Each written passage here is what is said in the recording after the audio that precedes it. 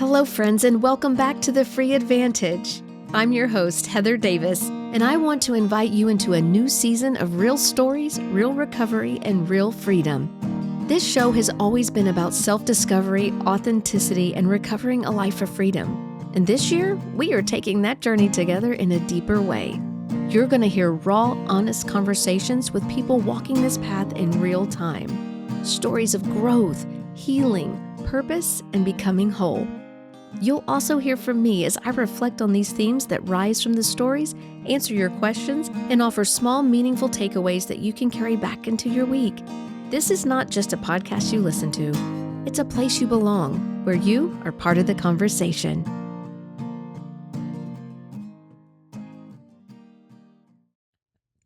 Welcome back, everybody. Today is the day. Get it out. I'm starting. I was going to do it and you laughed really loud.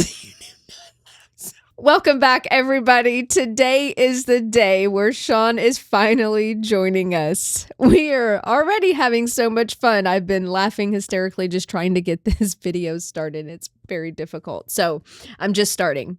So here we are. I'm super glad and super excited that you're joining me today, honey.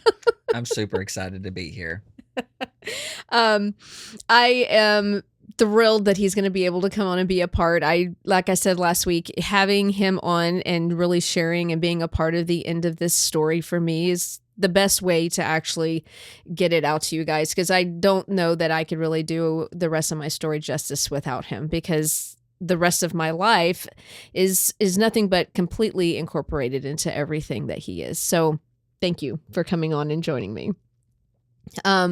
Last week, I know I left off on, there was this big surprise that was happening. But before we get into that, I want to just kind of catch up to a few things. I know we had talked about me renovating the house. We had been renovating the house. It took us all through COVID and through most of 2021 to get all of that done. I had started coaching school through that year, so a lot was happening. And as we started coming up into 2022, we had really gotten into this place with Anna where she had finally decided that she was ready for us to adopt her. And so we went through the whole adoption process. Do you want to talk anything about that? We can. Yes, we can share about any of it. I'm not as good with dates as you are. Well, the dates, that's just neither here nor there. It's just kind of how I collect all of the thoughts in my head. So, but we did. It was February. We had decided finally, with her, she had her own family and Anna was an adult. So there was a lot of discussion about how that would even happen, if it needed to happen. But she felt, and we felt, that it was really important for her to really be a true part of the family and not just saying that she was a part of the family. That was a big deal to her. And we had that discussion, I think, on and off throughout the past few years with her. But there was some things that were going on with her own family that we knew that she needed the time to deal with those kinds of struggles that she was experiencing before we were to adopt her. Because we wanted, if there was any hope or any chance of reconciliation with her family, that she had the opportunity to do that. Because once we adopted her, that changes everything. It basically is we've had her since birth, even though she's at this time as an adult, and doing an adult adoption it's not very common. So she was well into her 20s by the time that we adopted her, but it was a really good thing. It was a very special experience for all of us. And of course, now she is legally ours. And it was been a great thing. I think it was a really big deal for you too, coming from a background where you don't have any of your own biological children, and then stepping into Austin, having adopted him, and then adopting Anna. What was that like for you? That's a lot. We could probably spend the whole episode just talking about that. She's a lot like you, and my other children is the love of my life. For me, it's hard to see somebody with so much love not being reciprocated for her, and that always broke my heart. She just always wanted to be a part. She was so amazing and so talented and so gifted. And was just always there, right? In the middle of anything that we were doing, she always wanted to be there. But it was really important, as you were talking about, that I wanted to make sure that if this is the life she wanted, this is the family she wanted to be part of, that she takes the time to reconcile her past with her family and with her feelings and thoughts about that, right? Not only just because of an adult adoption, but like I wanted her to come into it full hearted.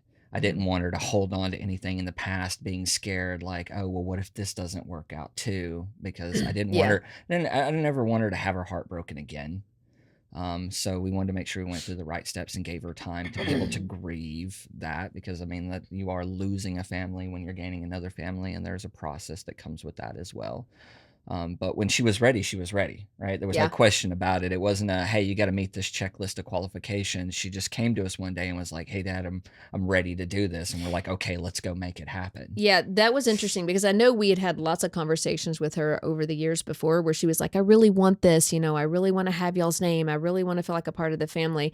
And we wanted that too, but we knew that she was not ready for it. We knew there was Yes. still stuff that she needed to really kind of deal with on her own before we were willing to take that step, because we were very, very clear about once we do this, we're not doing this back and forth thing, right? Yes. Because there's a lot of trauma that goes on with her family. There's a lot of drama that was happening during that time. And people are just coming out of the woodworks, like pulling her in different directions, like people that she doesn't even really talk to ever, who were wanting something from her.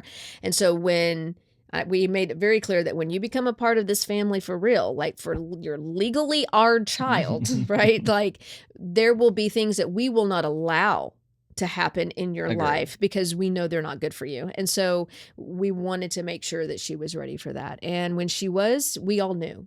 Like we knew that, okay, she was ready and this was the time. So it was super cool watching her go down and, us do the whole adoption and then eventually getting her name changed and her carrying our name. It was such a beautiful experience. And I'm super glad we got to do that. And that happened like, I swear everything that happens in my life has just been kind of like, and yours too, right? Like it's just boom, boom, boom. It just it feels like there's never a break from not just bad things happening, but good things too. It's just, there was always a lot of, events going on. And Agreed. after the adoption, it was literally not even a handful of days. It felt like maybe a couple of weeks even for me, where now here we are coming up on this really big surprise. So, um, I'm really going to let you lead on this one because this was something that you experienced and that you brought to me, and I will talk about how I felt about all of that. But we had just accomplished the full renovation on the home. Everything is just the way we want. It's perfectly beautiful. We did it exactly as we wanted. And I know we had gone back and forth so many times about the renovation. Was like, okay, so when we do this, because there was so much talk about, do we stay or do we go? Yeah, Like, do we that's stay always in been this house? a theme there. There was. And then it was this weird thing, like even since the time that we moved in, I mean, it wasn't barely, we hadn't even been there 6 months before we were like, well, do you think we'll be in this house forever? Or do you think we want to move? And I still think a lot of that was wrapped up around your sister and why we bought the home, to have more space for everybody, even though our intention wasn't for them to live there forever. But now that they're no longer in the picture, I think our feelings kind of got tainted around the house a little bit because of that. But we always had this, do we stay or do we go? Like, do we find something else? So when we remodeled, we were like, do we remodel this as a home that we would sell, or do we remodel it the way we would want, the way we would like it, which is, I will promise you, is very unique compared to what normal homes look like. So, and once we finally got through that debate, we were like, no, we're going to stay. We are going to remodel this home the way that we want it, the way that we like it, to make it what we want. And that's what we did. And we were, I mean, man, what, maybe 3 months into fully enjoying that space for the, like, oh, Anna was gone. Austin was gone. Andrew is now in college. He's graduated in high school and now he's doing his own thing in Texas. And it's just you and I and Ginger, our little dog. And Yes. that was a wild experience, though short-lived. it was a wild experience, just you and me being in our own home, but enjoying, like, there wasn't all this work to do in the house. It was finished. We used to put our couches, we had 2 couches, and we used to put them together, and we had this really cool sound system, and we would lay and make this couch bed and just watch all these movies together, and we really enjoyed that time. Mm, And I I was, like, agree. That was really awesome. settling into finally, like, oh, we've arrived to this place with our home and in our lives and enjoying that. I had just recently had graduated coaching school. I'm getting into starting the business. And Mhm. so I was excited. And I remember for me personally, I was sitting on the couch one day. It's right this, of course, I was just talking to him earlier, like all these random, like big events start happening right around my birthday. So Hmm. it was just a couple of weeks before my birthday. And you had been outside on the back porch and I was sitting in the living room and I remember he came in and he just kind of had this weird look on his face. And I'll let you take it from there. Yeah, that was a big moment. Um, I think for me, the entire time of being in that home, I always struggled with, are we building this for everyone else? Or are we building this for us? And for most people, when you get a home, that's a signal that says, hey, we're really starting to establish our life together. And the Mhm. entire history of our marriage has always been we were taking care of somebody else, we were taking in people in our homes, or, it was never just us. Right. And not even just us, but us and our children. Right. It was always wayward children. It was always new people coming in. Like God just had been sending them Mhm. since the beginning, right? Whether it Yes, was our since the family beginning. or not, they became our family. Yes. And how you build a home for in service of other people versus in service of the things you really want was radically different. So we were always in this commit or don't commit cycle of what it was we wanted to do with the home. And I think when, Austin left and Anna had, gotten ready to move out and everybody, my sister was gone and everyone else was gone. It was the first time where it was like us. And I think we were trying to find our identity because building a house to be durable enough to support 11, 12 people is very different Very than different. it being aesthetically pleasing for a couple of Yeah, people. definitely. So we had built this house, and I thought it was such an amazing experience because it started with you wanting to have shelves on the wall. And I was like, those are hundreds of dollars. We can't afford that. You want like a I 12 love foot my shelf shelves. on the wall, and you wanted 3 of them. And I was like, man, this is going to be almost to $10,000 for somebody to custom build stuff like this and install it. And you're like, I'll just build it myself. And I thought, oh dear God, no, because the only thing that's worse than spending $10,000 on really nice shelves is probably spending a couple of grand on the materials to not make really great shelves that neither of us have ever had experience with. So when you said that, I was like, okay, I'm going to go do this. So I went and learned how to build floating shelves, and then I added my own twist in with lighting and everything else. And then that led to me saying, oh, well, look at what I can do. I can do these things. And you said, hey, can you build floating cabinetry? Can you build floating shelves for the kitchen? And it ended up like our entire house in this remodel that we did was all custom cabinetry that I had built from the Mhm. start to the end. So I think it really kind of pulled me into saying, okay, for the first time in our lives, something is ours. Yeah. Like we didn't just buy some stuff and install it in. We didn't go to Home Depot, spend 40 grand and just throw some stuff in the kitchen. We Yeah, picked and out. that's what I said last week. I was like, it's like we did all the work. We built all the things. We came together and really Yes. collaborated and watched and really saw what you and I could Whew. create And what together. a what an experience that was. So I think it was the first time we were investing in stuff for us, and that was my perspective of the Mhm. journey I had in that Yeah. part. But then like everything just started to click after that. Like you and I got on the same page with the types of things that we wanted, with the accents, how we were doing the trim, and then the color, right? Like all of these things kind of just came together at the time, and we really started moving through it, Mhm. right? And the We found house, our groove. yeah, the house was done in, a matter of months, but it was just, I worked, I got off of work, then we started to work on the house until 3 o'clock in the morning, just Mhm. watching through the entire series of Friends in the Yeah, we background. always always kept friends on in the background to kind of help keep us awake. I think Yeah. I went also through like hundreds of atomic fireballs. I Yeah.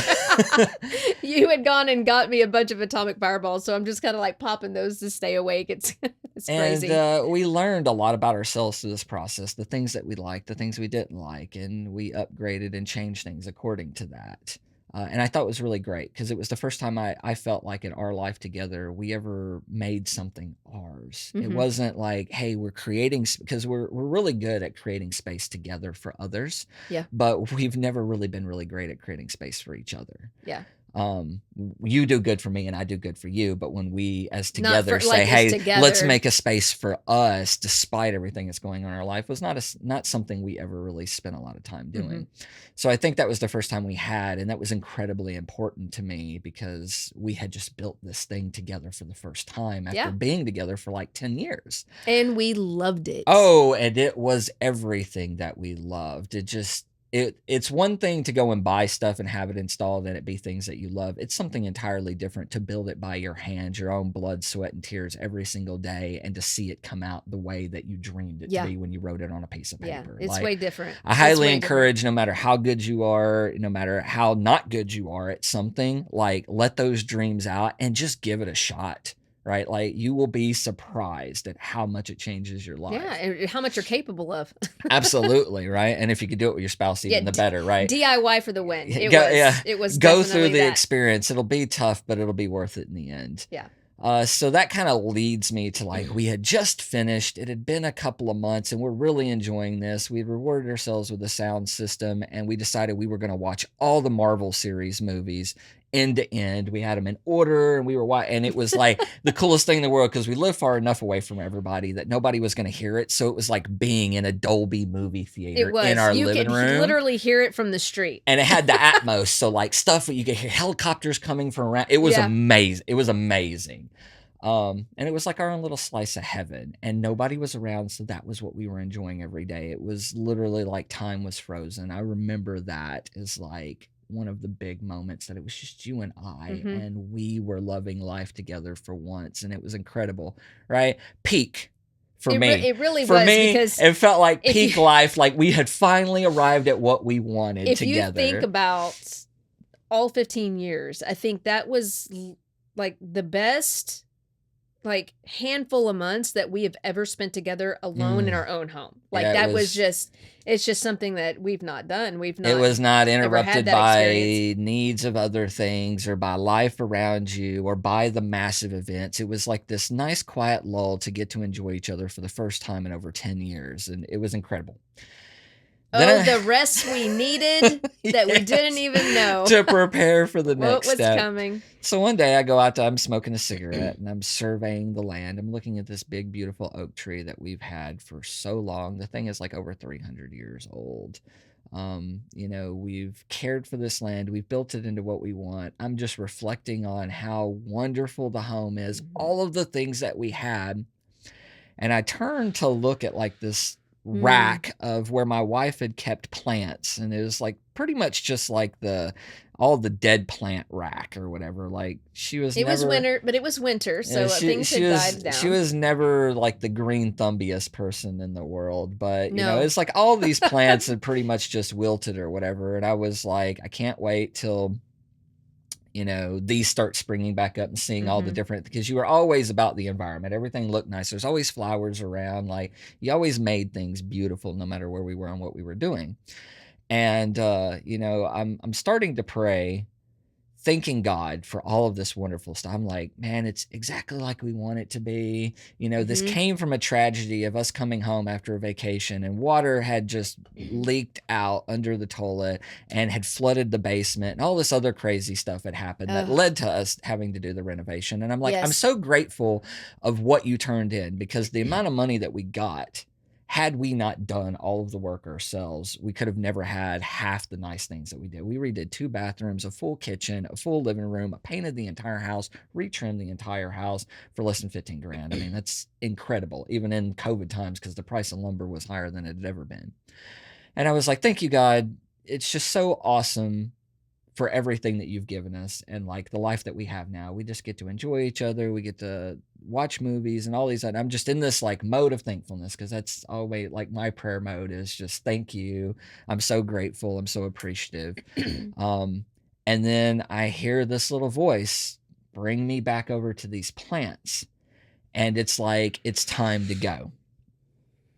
And I'm kind of like, why am I getting this compulsion to go? Like, do I need to leave to go on a trip or something like that time with Brian or Marcus, you know? And I hear this like voice say, well, she's going to die if you don't put her in a bigger pot. And I'm like, what does that mean? So now I'm like in reflective mode of like, okay, God's speaking to me. I hear what you're saying. I'm listening. What does this mean? Like bigger pot. What are you talking about? And I just kept getting this feeling that was like this urgency started to well inside of me. That was like, we have to go.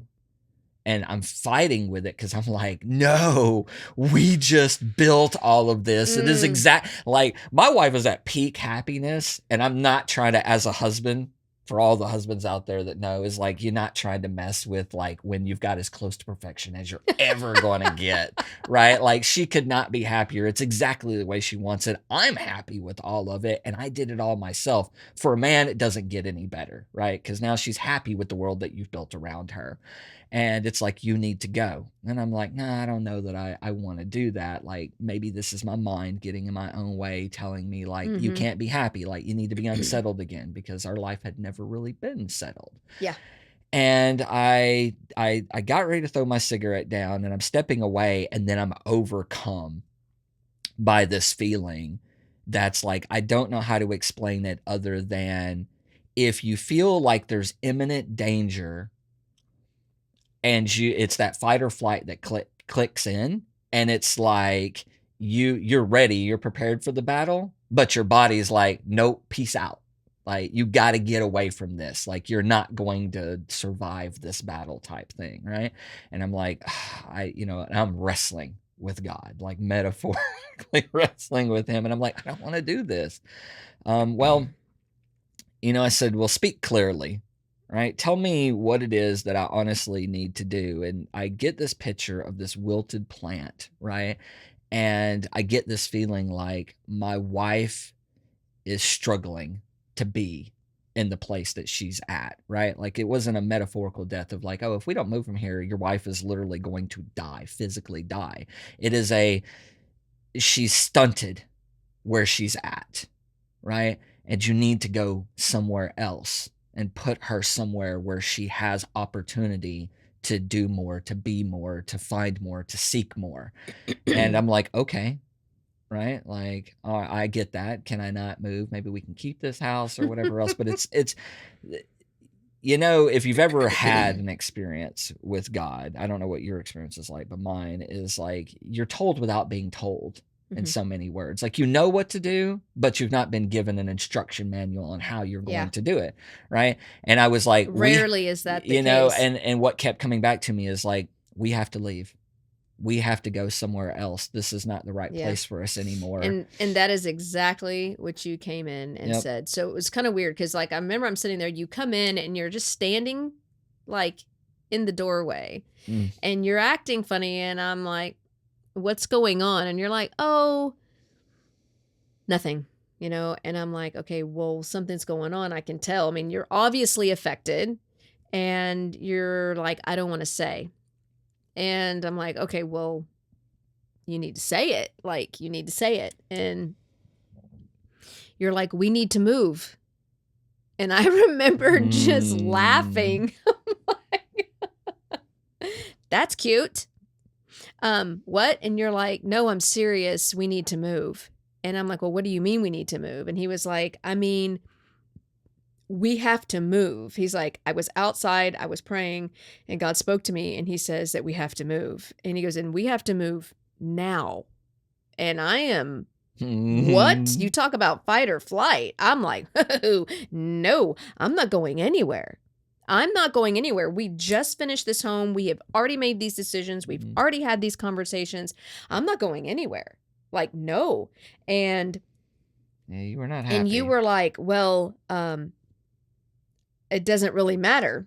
We're going to have to move. And I'm like, I don't even know what that means. And I honestly, I don't even remember the rest of what that night held, but Mm. I remember the ongoing days where this kept being a conversation because you did feel an urgency and you're like, no, I'm serious. Like we need to start looking for Mhm. another place. We're moving from here. And you're trying to explain it to me and I'm arguing him. I am not about it. Oh, you're angry. I was very angry and you're like, "No, we're gonna have to move." And so like you immediately start looking for places to rent, you're looking for other homes to buy. Um, and I'm going I'm like, "Look around. Like look what we just did. Like if this was the point all along to move, then why did we spend the time making it exactly what we wanted?" Like, why? Mhm. Why did we do this? Like, I would never have done this, right? If it was just gonna be ripped out from underneath me. And I'm like, now I'm praying and I'm like, God, you need to tell me that he's crazy so I can go tell him he doesn't know what he's talking about. And he was like, and I'm like, I'm getting nothing. And I'm like, oh my heaven's sakes. And I remember we had a really big argument about it one night. And I'm like, why? Like, there's no way that God is just telling us to move and there's no reason why.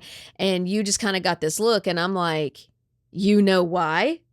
Like, I knew that you knew more than what you were telling me. And you were Mhm. like, I don't want to tell you because I do suffer from a lot of anxiety and I do get weird. I start feeling weird about certain things. He Mhm. goes, if I tell you, I don't want it to weird you out. And I'm like, well, you're going to have to tell me. And he was like, "Ugh," and he's like, "Well," he was like, "God told me that if I don't move you from here, he's like, that you're gonna die."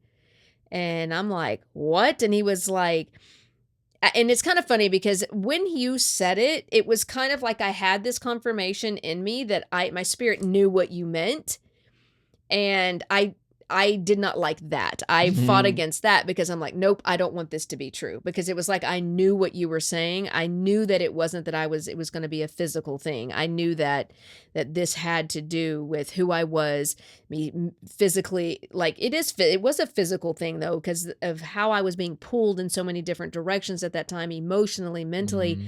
and Yeah. spiritually, and where God was actually taking me and the things he was gonna have me do, it made a lot of sense. And you were like, "No, if you're in too small of a pot," is what you told me. Yeah. "You're in too small of a pot, and if you're growing enough that you're too small, getting too big for your pot. If you don't repot it, your plant will die."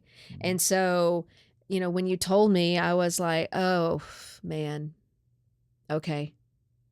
There was this resolve in my spirit, but Not and everything everything else. everything else was like, absolutely not. Mm. You know, I think as our life has transpired since then, I'm always having these moments with God where God is like, "Hey, hey, yeah, so this is gonna happen," and I'm all like, "No, it's not." Like, I always have this really visceral, angry reaction to things when God is having us move and do stuff because I'm like, "What else is this like, what how much more is gonna be required of me?" Mhm. That's how I feel about it, but, um, so we looked around, we looked at homes for sale. I Mhm. mean, so this was at the height of, like, the COVID market, so this is Oh a god, it was it horrible. was awful. It was a seller's market. Buying was a nightmare.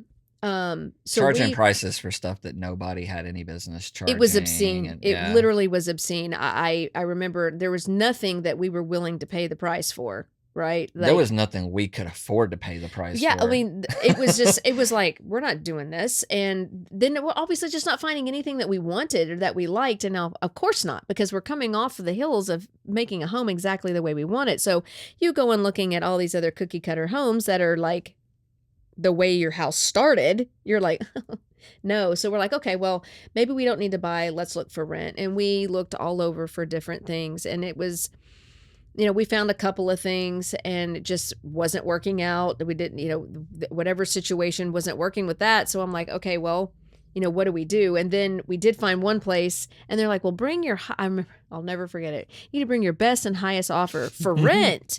And I'm like, for For rent? rent. That was No. crazy. I'm like, that it was insane to me to think about that. I'm like, no, the market price is the market price, right? And having worked in real estate for a long time, I was like, there's no way. There's no way we're doing that. It was insane. And so I started feeling really helpless because you were like still very gung ho, like this is going to happen. I'm like, well, if we can't find anywhere to go, obviously we're not going to move. And you're like, oh no, we're moving. We have to find somewhere to go. And I'm like, okay, and then I remember that one night you're like, well, hey, what about Florida? Mm-hmm. And I was like, well, what about Florida? He's like, well, maybe now is the time, right? I had mentioned last week and over the past couple of episodes, like we've talked so much about moving to Florida as this dream life, like, oh, what would our life look like and how beautiful it is and how much we enjoyed it there when we were staying there. And you're like, well, maybe now's the time. And I'm like, now is not the time. Like I'm losing my home. I'm going to be, moving away from my family. And he's like, but now's the time. Like the kids are gone. They're all on their own. It's just you and I, what better time? And he's like, I think we should start looking in Florida. And I'm like, okay. So he's looking in Florida and I'm still looking everywhere in Georgia where we were at. Right. And nothing was coming available. And he was finding all of these places. So I'm starting to look at them and I'm like, of course, there's all these places available and they're priced well. And, so we made some calls. We did a couple of virtual tours and there was this one we had finally settled on. And I remember it was between you and I and another couple. Mm-hmm. And so we were waiting to hear back. And when they finally came back, they had said that they went with the other couple and they were like, there was really no reason. It was just basically a coin toss, and they won. And so we were like, okay. And then I was like, well, maybe this just means we're not supposed to move to Florida. And you're like, well, I have a couple of other places. And I was like, well, I'll call that other one tomorrow and we'll just see what happens. And so I had called or I was emailing or whatever. And the lady messaged me back and she's like, I'm going to do a video of it. And then I'll send it to you. And then y'all can just, let me know. So she did a little video, sent it to us, saw some pictures. Now, this place was very different. It was much smaller.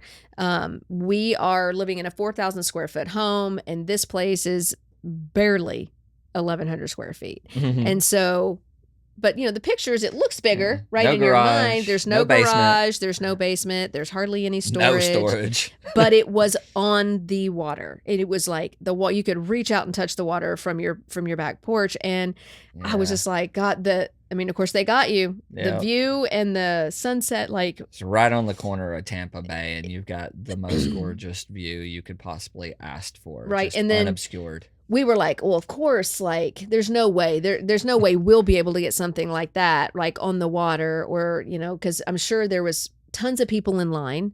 Being the magic one that gets it for people being in line to rent was a hard thing. It was very competitive. Yes. And we reached out and I was like, okay, let's just pick that one.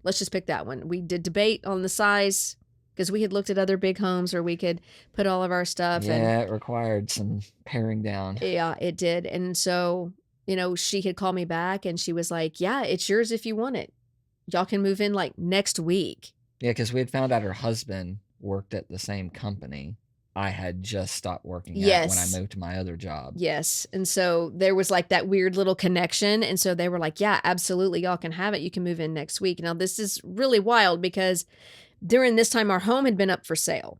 He immediately put the house up for sale. There were like minor things that we needed to fix up and they were like, yo, we could do it in like a month or so. And then we'll put the house on the market. And you literally did it all in 2 weeks, shocked our realtor. And she was like, okay. But when we put the house up, it sold immediately. I think it was on the house for 3 days. Yeah. And then it sold opened immediately. on a Friday and we made a decision on a Sunday. Right. So there was like 100 people that came through that house. Yeah, and it was just wild, right? There's crazy. So many people in and out, but the house sold very quickly. And then we're like, we have to have somewhere to go. Because I'm like, well, maybe we can stay. And he's like, well, we're under contract. There's no staying. We had to move. And I was thinking, well, maybe there's some way we can get out of it. But no, there wasn't. But we did. We got the home on the water. And Then it So was like a fire sale. it was. 'Cause then we had to, So like, okay, well, we're gonna have to get rid of pretty much all of our furniture and all of our other things. We'll have to get a storage unit, but we're still gonna have to figure out how to fit all this in here. And on top of that, the biggest truck you could get it was gonna be a 26 foot, and we barely crammed everything even into that. yeah, it was okay. So that was such a strange thing for me because here I am, I'm dealing with all of the emotions of losing the home, of walking away from all the things that we've done. I'm Mhm. in the process of, now, mind you, I'm dealing with a lot of emotion because we did not tell any of our family. It's We happening too fast. we It was happening very fast. We let them know that we were selling the home, but we did not tell them that we had decided to move to Florida, and that was by design. We really felt that if we had told everybody, that everybody was going to be very upset, which they were, and they wouldn't understand, which they didn't, and there would be a lot of conversation happening that was going to try to keep me there, right? All of the bargaining, the telling me all of the good things, the bad things about moving, having to be away from the family, and I knew Mhm. that if I did that, that I would be listening to those voices. And I had come to this place where, whether I was happy about it or not, if God is asking me to do this, then this is what I need to be doing. And a lot of outside influences is sometimes just overwhelming, and it can be too much, and it can change your decision. And Mhm. so I was like, I don't want to tell them until it's absolutely, we have to do so. um we told mom first, and then we told Marcus and Jen and the kids, and it was just my brother. And then we told our friends, and they took it the hardest. It was tough. It was It tough was walking tough. away from our best friends, from my brother and his children, and my mom, like, and my dad. We walked away from everybody. We knew nobody in Florida. It was Yeah. just you and me. And while there were some things, and of course, Anna, our daughter, is still in Georgia. Like, there were so many things that we were walking away from. I just emotionally, I felt like I was collapsing. I really did. And I thought, well, how is this supposed to help me grow when I feel Mhm. like I'm emotionally falling apart? And I had those things like I have moved so much in my life, and finally feeling like I had some stability, had a place, had a home. And this is like the last place, like, I'm going to get all emotional again, as I usually do. But Austin had left, right? This is the last home that he lived in. And it was hard because, like, he had gone out. Now he's living his own life. And I'm like, I don't even have those, like, those little memories and pieces of him at home anymore. So when we moved, it was like all of that was just gone. And it was very difficult. And on top of that, it was literally like, just, we opened our doors and just, like, let people in, and they just, like, bought our life. It was such a weird thing. Like, we gave things away that we couldn't Yeah. sell, like, and, like, people came in, they bought our couches, they bought all of our appliances, like, everything.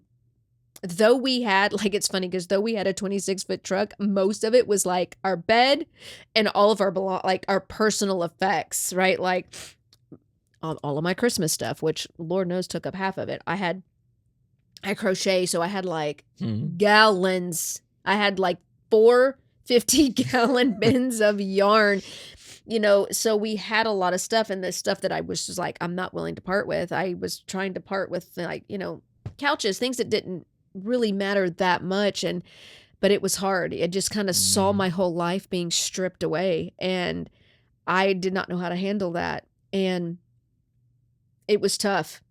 And it was just quick. It happened, and to me, it just happened so fast, you didn't have time to think about it, which, again, is was by design. I Yeah. know now that that's the way God had it because of the way it was, like, it had to be that way. And, Anna was very excited for us, so she knew how much we love Florida, so she was like, "This is gonna be so great." She's trying to hype it all up, and Mhm. I was having a really tough time, and, but we did, we left. It was April 8th, we had moved. I mean, you had just told me in the middle of February, and by April 8th, the house is sold.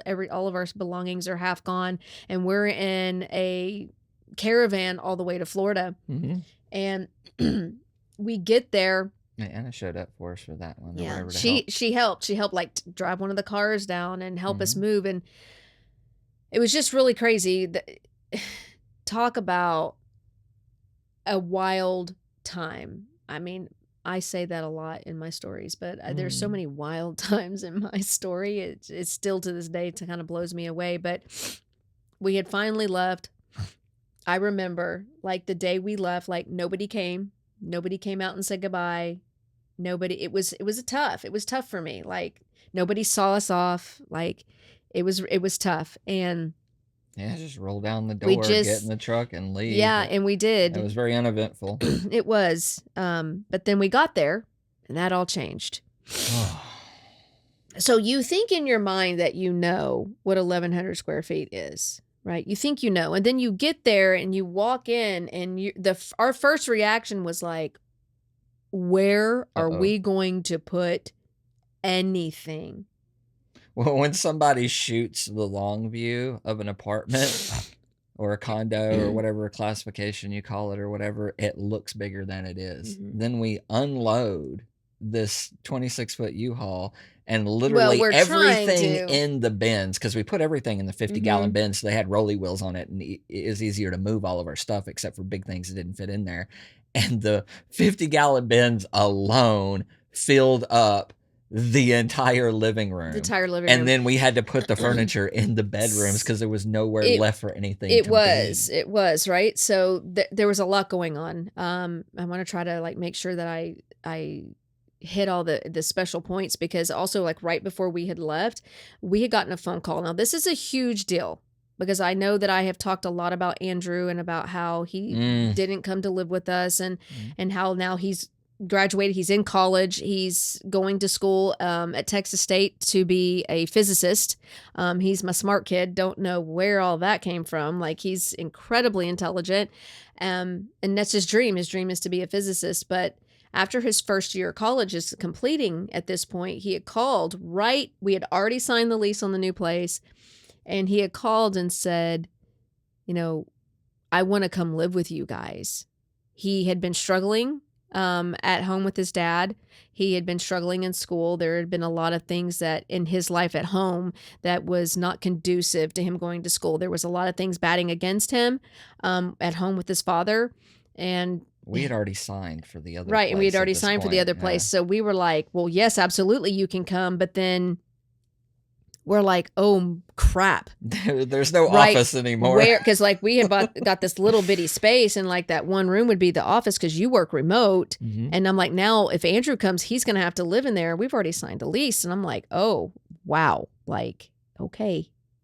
And that was 1/3 of the space of the house. It was gone. Right. It was wild. I was like, oh my goodness, what are we going to do? But like, we're just going to make it work. Cause I'm like, there is no way in hell. I was telling Andrew no, right? I'm like, now is my time. I'm like, it has happened. It is arriving here. Like, I'm going to get him. I'm going to have him in my home.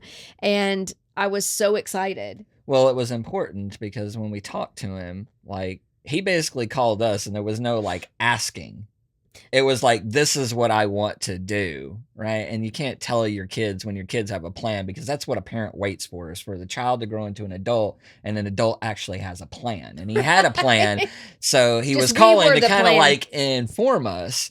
But, you know, it was important to me that before we said yes to this was that he wasn't running from the situation that he was in, because, you know, the last thing I want is for him to just like go from one place to another and be unhappy there, because all he was doing was running from the problems, because no matter where you go, there you are. Well, and it was a big deal because he was leaving school. Yes. Right. And that's really weird for him, because he's always been this way since he's little bitty. Yeah. Right? And going to school was his dream. So walking away from that was a big decision. That was massive.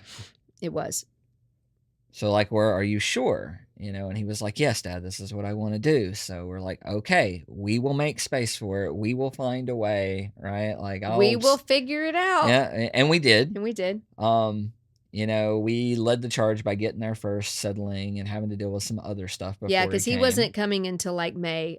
He was waiting till actual school was out. He was going to complete his entire first year. Yes. So we get there, right? Now we're preparing for him. So how we kind of set the house up, it's day one, right? We just get there. It's night one when we get there. Well, it's right? because it's probably like 5, 6 yeah. o'clock, because it was a long drive from Georgia in the truck.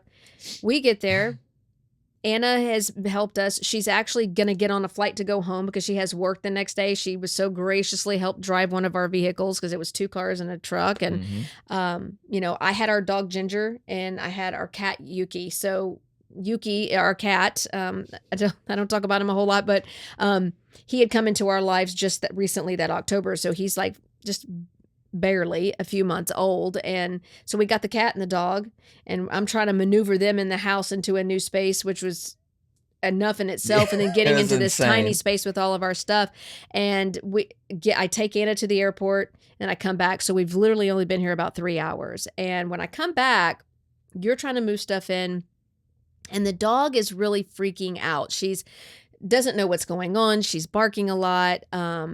And I'm anxious because like this is a new space. I don't want to like disrupt all the neighbors and Mm. I don't know what's going on. And I remember I had leaned down to like pick her up and she bit me. And that is that's the first time she's ever bit anybody. So I Yeah. was like, what is going on? And we knew Ginger had been sick for a while. Mhm. We've known for about I don't know, probably a few months that she had had cancer. And she was sick, but she was fine. She was acting fine.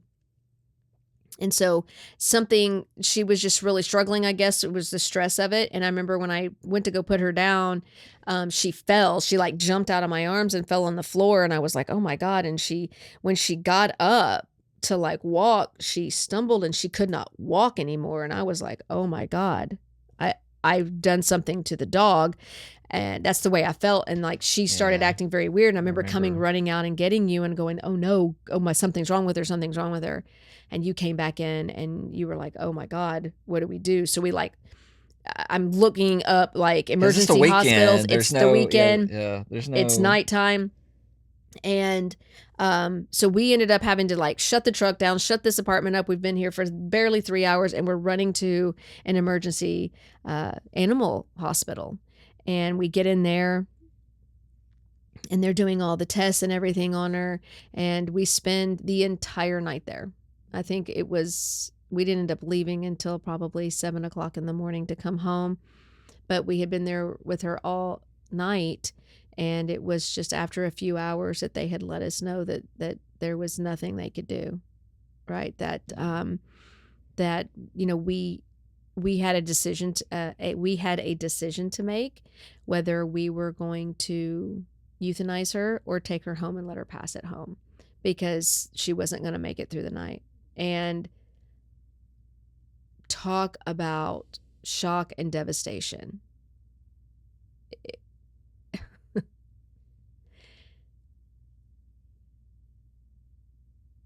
We just got here. We have not even been here a full 24 hours and now we're having to put her down. And Mhm. I mean, that was so hard. And you took it so hard. Like, I wasn't even expecting you to really feel the way you did, but it was so difficult. I don't think I was either. Yeah.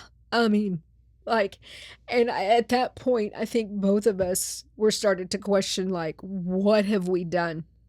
Like, why are we here? Like, we've given up our entire home. We've given up almost all of our belongings. And now our freaking dog died. Like, and Ginger has been with us for 16 years. Like, with me, Before I even met before you you, and I were together, she was my mom's dog. And I've been, with Ginger since my mom got her. We went and picked her up from the place where she got her from together. She was so itty bitty. And she has been a huge part of mine and the kids' life the whole time. And, with my mom has lived with me throughout the years and Ginger's always been there. She's always been with us. She was just like another part of the family. And then when you came in, you were like her boyfriend. She just fell in love with you. Like she was like everybody else out, like he's mine. And you were her person when you came into the picture. And I remember she had been still living with my mom for a long time, but in like 2015, mom had come and visit for Thanksgiving and Ginger had we had Ginger there. And when my mom went home, she was like, all right, Ginger, let's go. And Ginger ran and she hid and she mhm, didn't want to go. And Ginger was a very social dachshund. She wanted to be where the Middle people love, were. She yeah. wanted to be with the family always. And my mom had her, but my mom was working all the time. So she spent a lot of time alone. And I told mom, I said, hey, just leave her here for a little while. I'll take care of her and she can hang out. Mom's like, okay. And I mean, and it was just from that point on, Ginger never went back. Yeah. You know, mom's like, she chose y'all, right? She just picked her bags up and moved out. She was like, here. So we've had Ginger in our care since 2015. And then this happens, right? And then when we're moving, taking her with us, and then immediately this happening. And I get it. I know that she had been sick. I know that we got more time with her than we were expecting. And I'm so grateful for that. But for it to happen the way it happened and when it happened was so devastating. Like, could this, in my mind, it just could not have gone any worse. And, Um, we spent our entire first 2 weeks in Florida together, grieving mm, just everything. We're grieving Ginger, grieving the loss of the home, grieving our decisions to move here, questioning God, maybe he didn't really tell me this, maybe this wasn't the right thing, maybe we didn't listen, and that's always the nature, right? I think of when God is moving you to do something, and you follow through and things don't always look the way that you want them to, and they don't feel the way you want them to, our natural response is to start questioning, are we really hearing from God at all? Right? Because mm, there's so much, for me, I really believe there's so much misnomer around God and what what he is and what he does and what he actually asks and requires of us. And people are like, oh, well, if the path is just open and free and it's made easy, then that's God, right? Like if it's mm, God, then it'll just open up. But that's not always the way that it is, right? Sometimes when God asks you to move, and not even just move physically, just to move in your life, to do something, there are a lot of trials and obstacles that come with that, right? Because the forces that be don't want us doing that, right? There are definitely things that come against you that, we don't want you out in the world doing what you're supposed to do. We don't want you mm. following God's will. We don't want you, being free, being a free human. We don't Yeah. want you living as your authentic self. It's why we struggle so much with the thoughts and the self-talk and the negativity within ourselves. So it was a natural place for us to feel, right? And then you were definitely getting in that space, and then I'm coming back out and going, no, this is the way it's supposed to be. And then, Yeah, because up to that point, you pretty much punished yeah, me for I having did. to make the decision and to move. You're like, you took us away from all of our friends. You took us away from the family, and now Ginger's died. And that's where I really started, I felt doubt of did I do the wrong thing here? Because no husband wants to see their wife or their kids the consequences of a decision, good or bad, right? You don't want to see them in pain, regardless of Yeah. what the concern was. And you would stack so much on me for so long about being angry about the move that I was like, well, did I not listen? Did Yeah. I And I did. did And I not do it? But then you were kind of like the strong one in this stuff, and you were like, no, it was the right decision in the height of all of this stuff of you yeah. still being upset. And that's where things really, I think for me, looked like they started changing, was like, okay, now we're on the same page with this, right? We're moving closer toward Yeah. us both believing that this was right, but that there were things that were necessary in our life that we didn't understand at the time because of what was coming Before what was next, coming right? next. But Yeah. what you can't see that. Hindsight's 2020, but Yep. when you're living it, it feels very different. Yeah. It does. It does feel very different.